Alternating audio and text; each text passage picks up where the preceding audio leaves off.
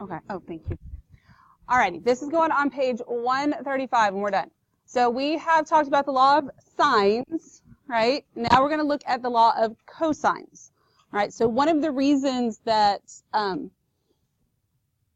law of sines can get an ambiguous case is because in quadrants 1 and 2, sine is positive, right? So from 0 all the way to 180, you can get a positive sine value. But for cosine, is cosine positive or negative in quadrant 2? Negative, okay? So it's negative, which means I can't really use the law of cosines to know if I have an ambiguous case type of thing, because I would get a negative there.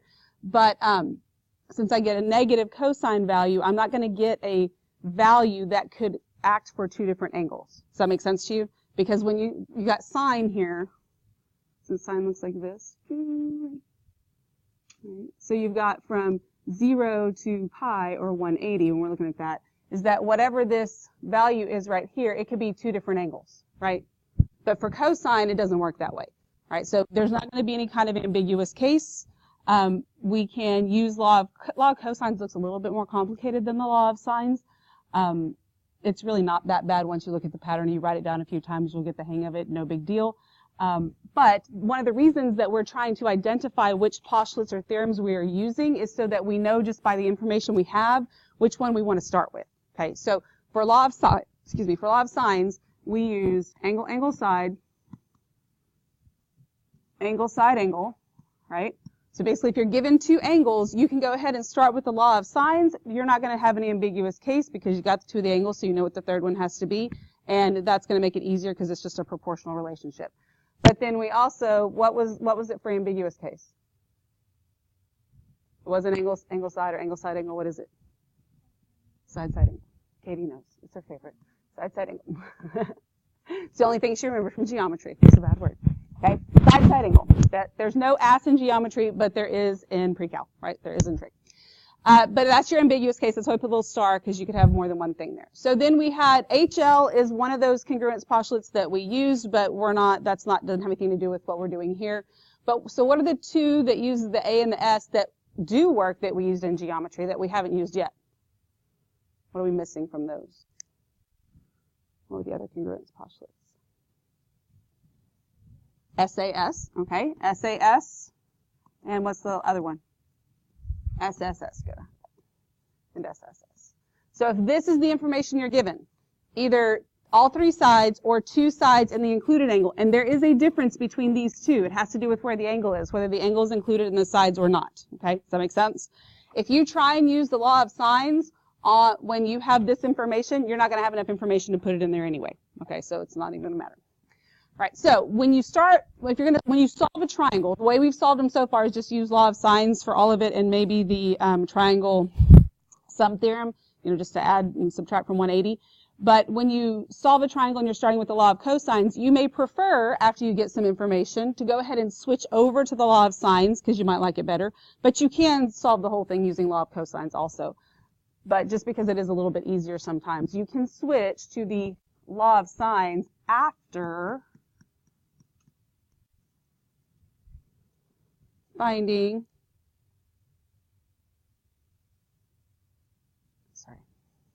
so you can switch the law of sines after finding the largest angle. So not after finding the first angle, but maybe you already have the largest angle. Maybe you know the first angle that you find is the largest angle. We'll talk about how we know that and how we've known that for a while. Okay. But first we're going to come up with the law of cosines. So for this triangle, okay, we've got all this labeled. This is going to be our height again. We'll label that in there. So we know that across from angle C is little c, across from angle B is little b, and across from angle A is little a. But I want to look at this as two separate right triangles. Okay, so I need to have these two things labeled here. So I'm going to take the length of DC, I'm going to label it x. So what could I label BD as without introducing a new variable? A minus x. Everybody okay with all that so far? Just labeling it so we have something to do. So we're going to start with triangle and we are going to use the Pythagorean Theorem. Now, Pythagorean Theorem, you've known since like 6th or 7th grade, a squared plus b squared equals c squared. But for the purposes of this, just because of the nature of what the law of cosines looks like, we're gonna write it backwards, meaning we're gonna do c squared equals a squared plus b squared. It's the same thing, right? It's just not naturally what you would write, but that's how we're gonna do this. So using this right triangle right here, oops, see, I'm on the lanyard again, my pen's gonna jump every now and then. Using this right triangle right here, then I'm gonna do c squared equals a minus x squared plus h squared. Everybody with me? Okay. So then I'm just going to go ahead and multiply this. So c squared equals, that's going to give me a squared minus 2 what? Ax plus x squared plus, and then plus the h squared. Okay. Everybody okay with where all that came from? Yes? Good. So now I'm going to do the other triangle, ADC, and I'm going to do Pythagorean Theorem with it, so use this triangle right here. It's the same thing. I'm going to start with the hypotenuse first, even though that's not naturally what we do. So this is going to give me b squared equals x squared plus h squared. Everybody good so far?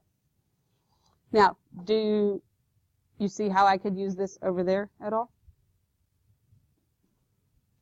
You see this x minus h squared and this x minus h squared? Right? So could I do some substitution? Okay, and we'll do that in just a second because we're going to substitute two things. We'll just substitute them all at once. But basically, I can take this is the same as this right here, so I can replace it with the b squared, and we'll do that here in just a second. Okay. Now, I also would like to replace this x right here. Okay. And as far as angle C is concerned, right here, okay, this is called Law of Cosines for a reason. Can I find the cosine of angle C and end up with x in my equation there? Right? So the cosine of C, cosine of C is equal to what over what? What over what in this green triangle? Adjacent over hypotenuse, so that's going to be x over b, right?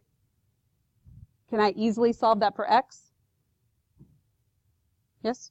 What do I do to solve for x? Multiply both sides by b.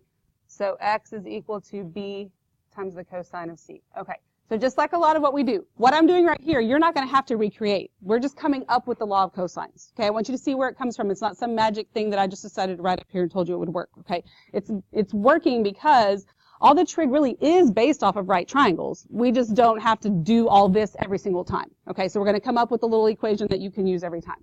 So now, this right here is the same as this right here.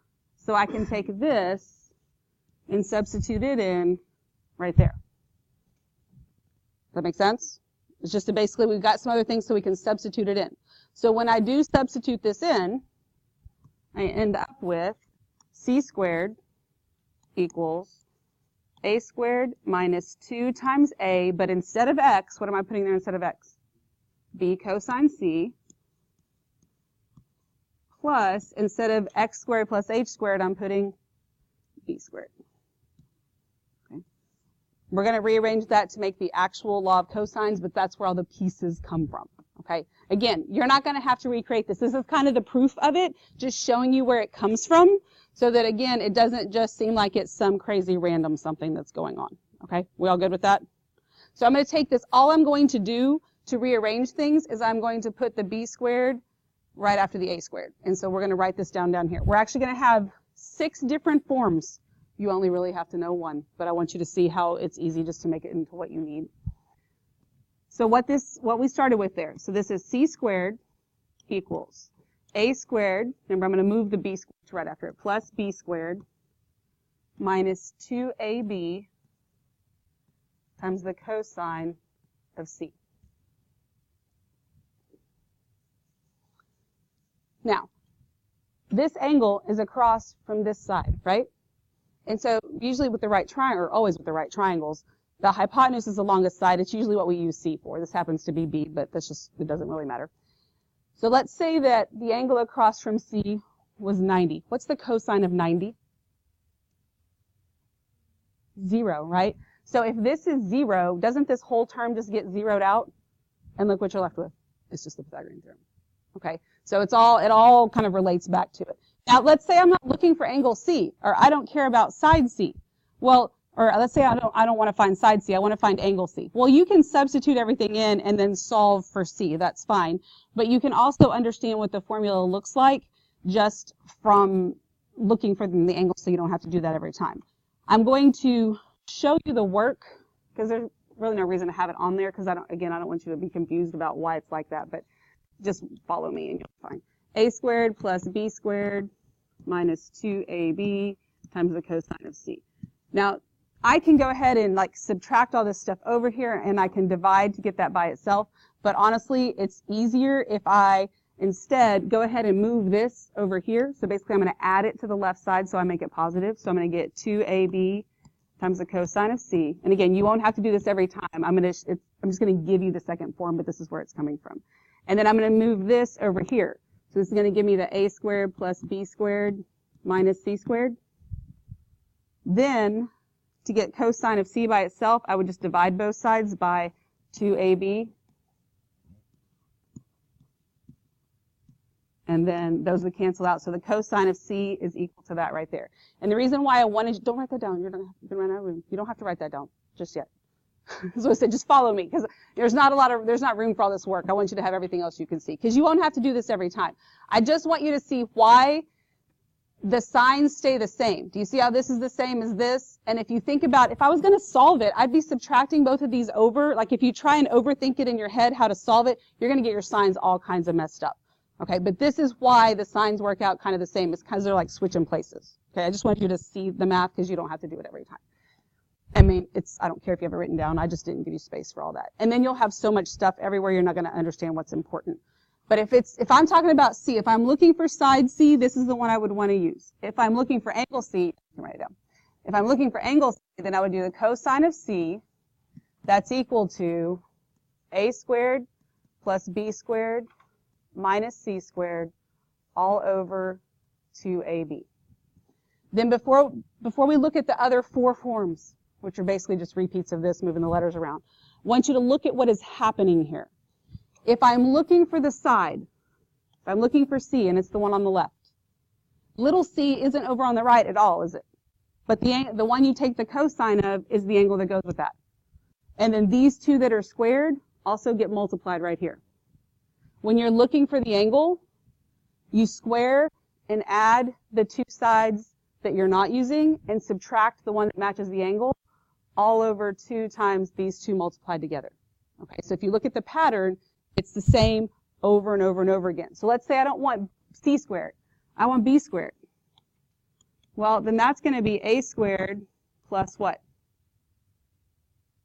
C squared, because it's the other side I'm not using, right? It's the other one I'm not looking for. Minus 2 times, what do you think? AC. What would I be taking the cosine of? B. Do you see how that works? So it doesn't matter what side you're looking for. It's really the same thing. And I could call them D, E, and F. They're not always going to call them A, B, and C. They could call them anything they want, or, not even necessarily be named that way. So then if I'm looking for the angle, that means that cosine of B is going to be equal to, well, the first two are the ones that don't match this. So A squared plus C squared. The one I subtract is the one that matches, all over 2 times the 2 that I added, A times C. Does that make sense to you? So then I want you to write down what the A squared would look like. And then also write down what the cosine of A would look like. Give me a second to write those down.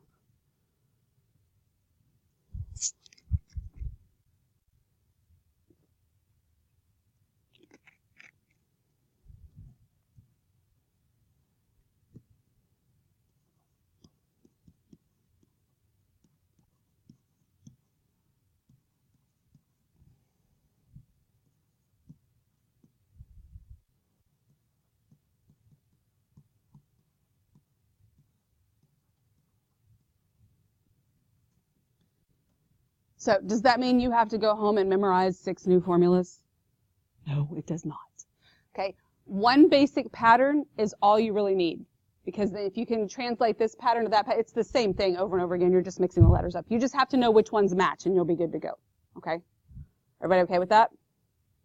Do you like Law of Cosines better already? Yes. Just because it's a proportion, and it totally makes sense. And again, if you just look at this as, okay, this is the Pythagorean Theorem, right? And then the sine, or the cosine, just has to match that one right there. And there's not another little c over here. Once you do it a few times, you'll get the hang of it. It's not that bad. And you can't use the law of sines for everything. You can't really use the law of cosines for everything either. But okay, so let's do an example here. Okay, so it says, given a triangle with the measure of angle B is 35 degrees, A is 5 inches, C is 6 inches. So we are going to draw a triangle. B is 35 degrees, A is 5 inches, C is 6 inches. Okay, so there's a reason that I ask which triangle congruence, postulate, or theorem, because some of them are postulates, some are theorems. Whether it's a postulate or theorem, it doesn't matter. You don't have to know the difference, so it's one of the two, doesn't even matter. But which one are you applying? Because right now, this is law of cosines, so guess what? You're going to have to start with the law of cosines. But then when they're mixed up, you have to decide which one to start with. And so you know that this is 2 sides and the included angle. So that's side angle side, which tells you have to start with the law of cosines. Okay? So if I'm going to look for an angle with the law of cosines, I have to know all 3 sides. I don't know all 3 sides. So that means the first thing I have to do is find the third side. Does that make sense to you? So I'm going to find the third side, which means I'm looking for B, because it's A and C. But again, it could be P, Q, R, it doesn't matter.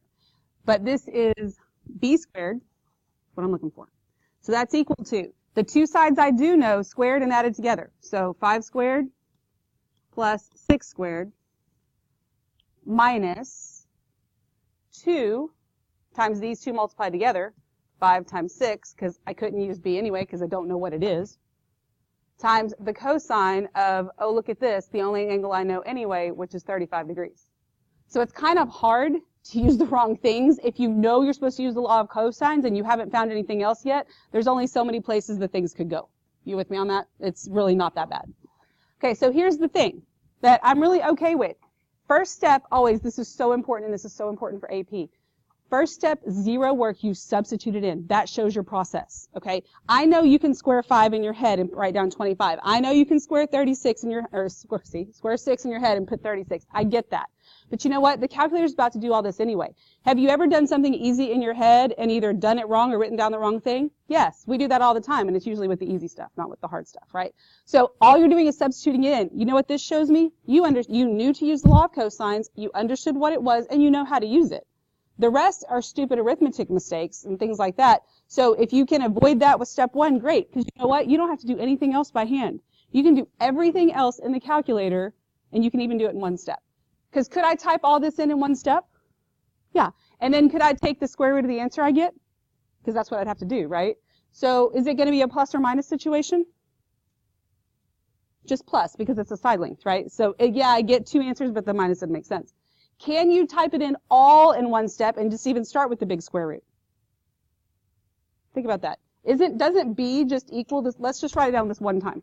Doesn't B equal the square root of 5 squared plus 6 squared minus 2 times 5 times 6 times the cosine of 35? Isn't that what would happen?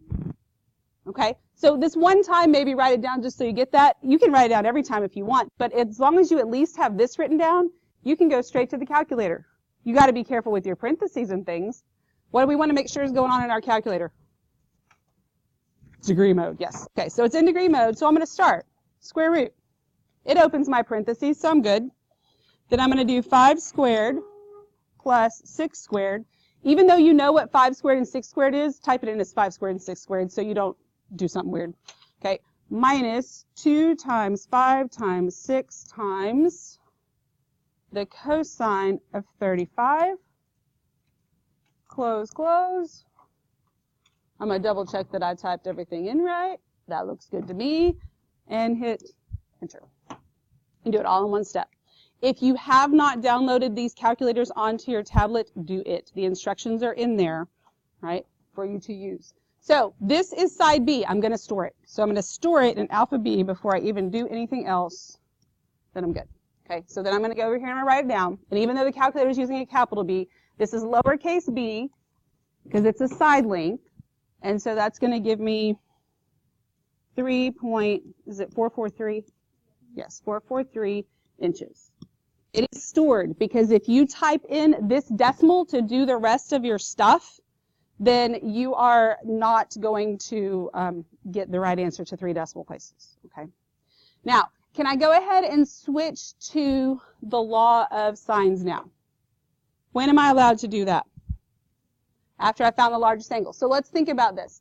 35, pretty good chance that's not my largest angle, right?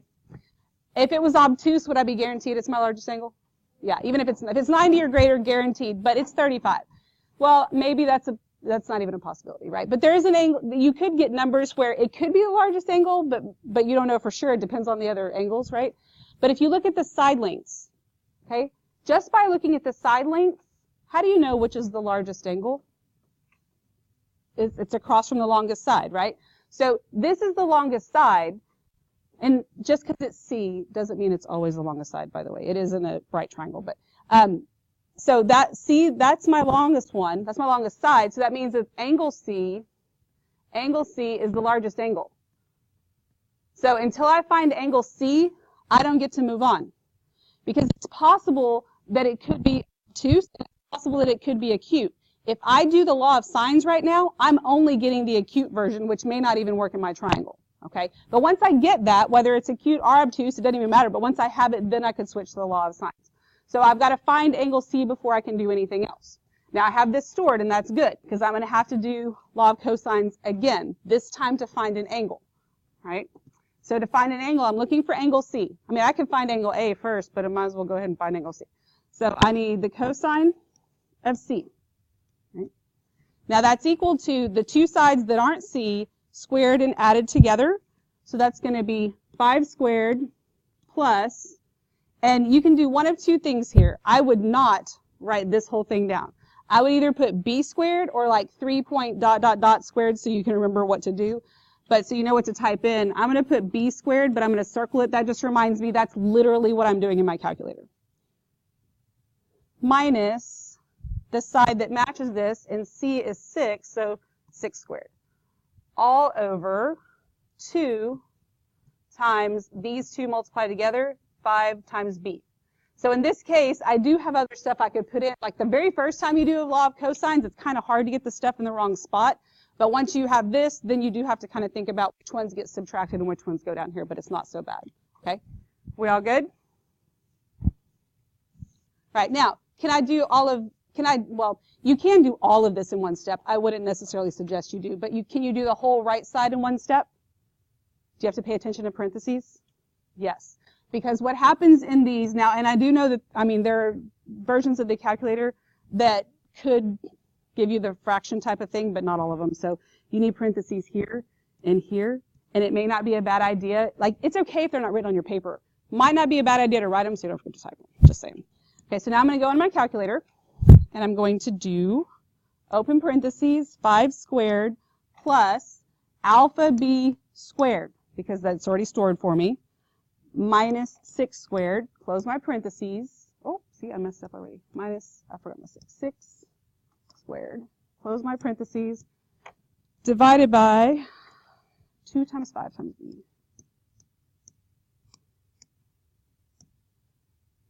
Now, is that my answer? No. Okay, that is what the cosine of C is, which is not anything necessary that you even have to write down.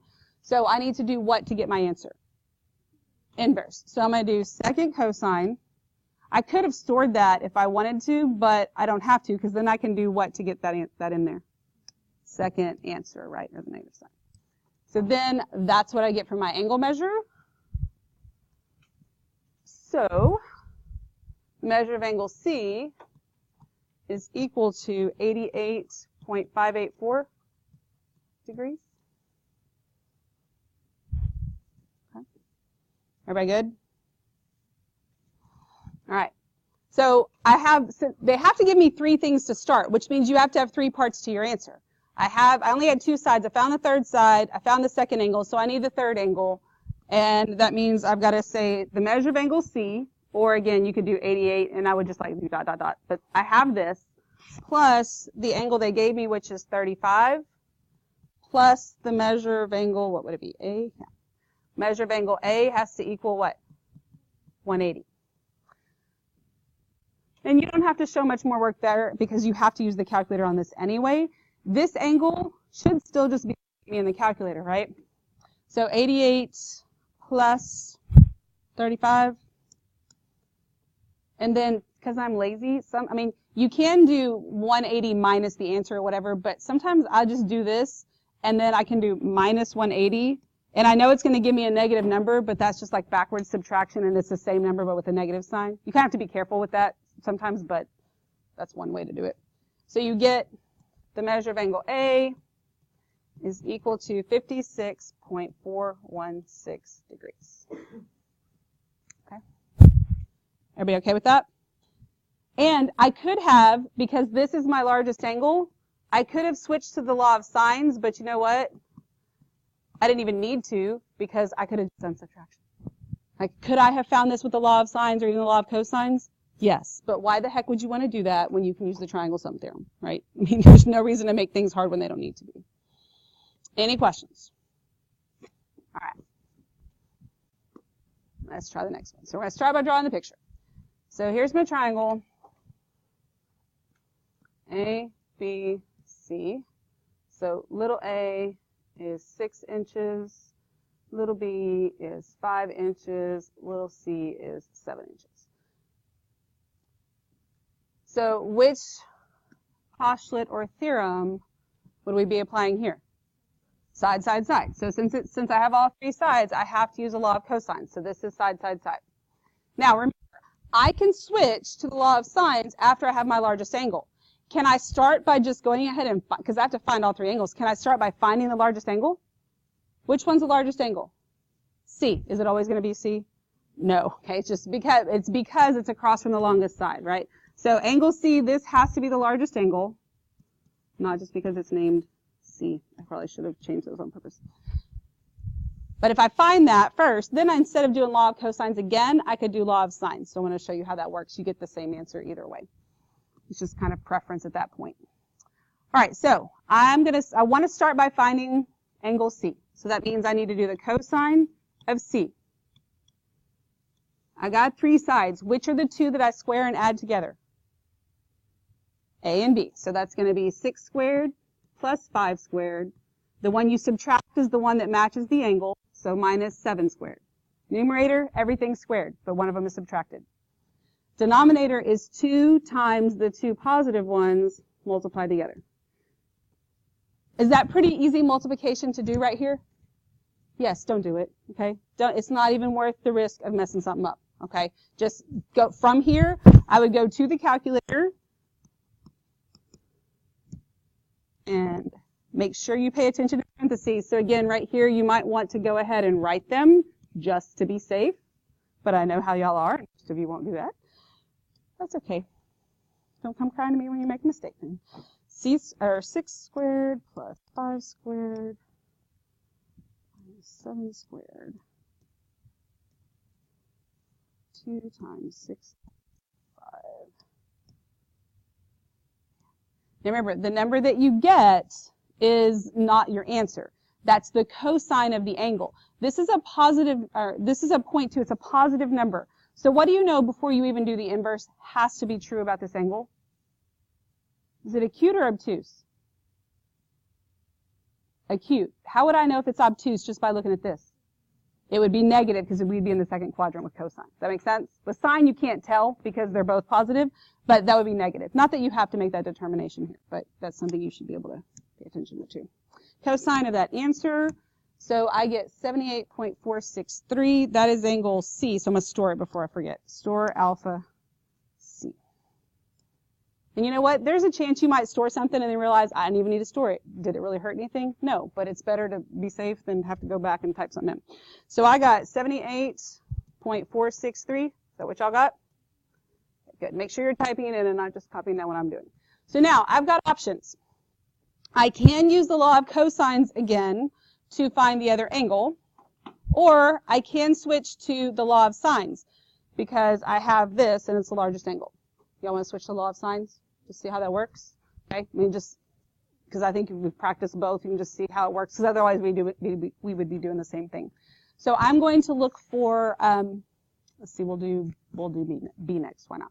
So that means that I need the sine of C, the angle I know, I'm going to circle it because I have that, I can do that in my calculator, over little c, which is 7. That's equal to the sine of B over what? 5. Okay. So then I can move to my calculator so I can get angle B. So I'm going to 5 times the sine of C. So 5 times the sine of alpha C. And then I'm going to divide that by 7.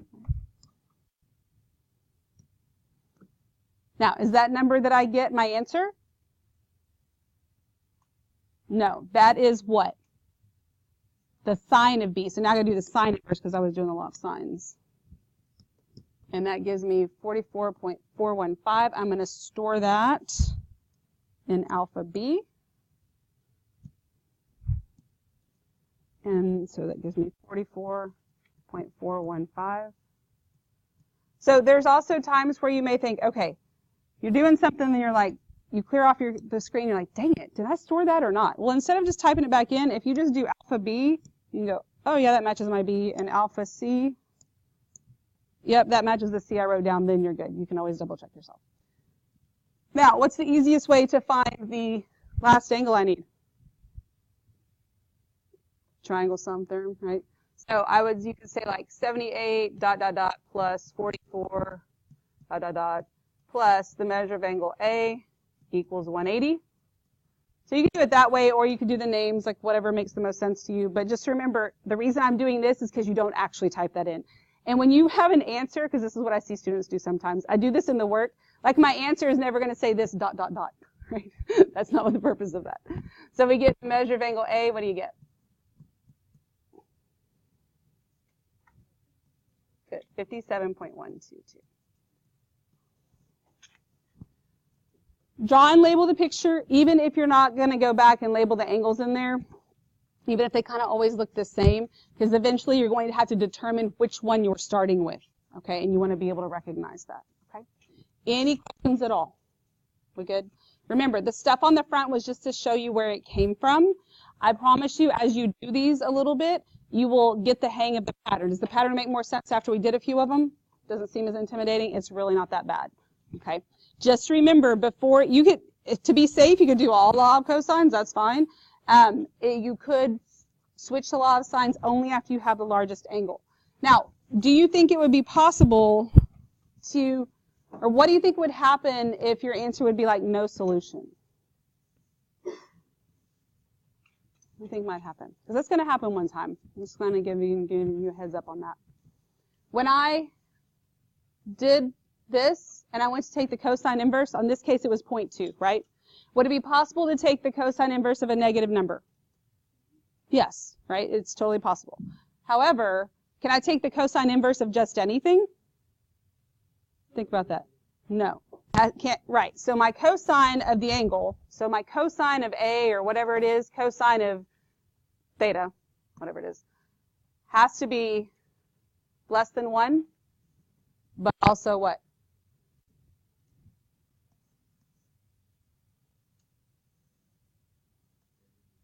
Greater than negative 1. Okay, these are my cosine values. So your cosine, when you get that, before you take the inverse, that cosine value that you have has to be between negative 1 and 1. And if it's not, then it's not even going to make a triangle and doesn't even work. That's when you get no triangles or no solution. Okay. Same thing kind of happened yesterday with the law of sines, right? When we had the 0. Same thing. We were trying to take the sine inverse of something greater than 1, and we couldn't, so there was just 0 triangles made with that information. Okay, we good? Any questions? All righty.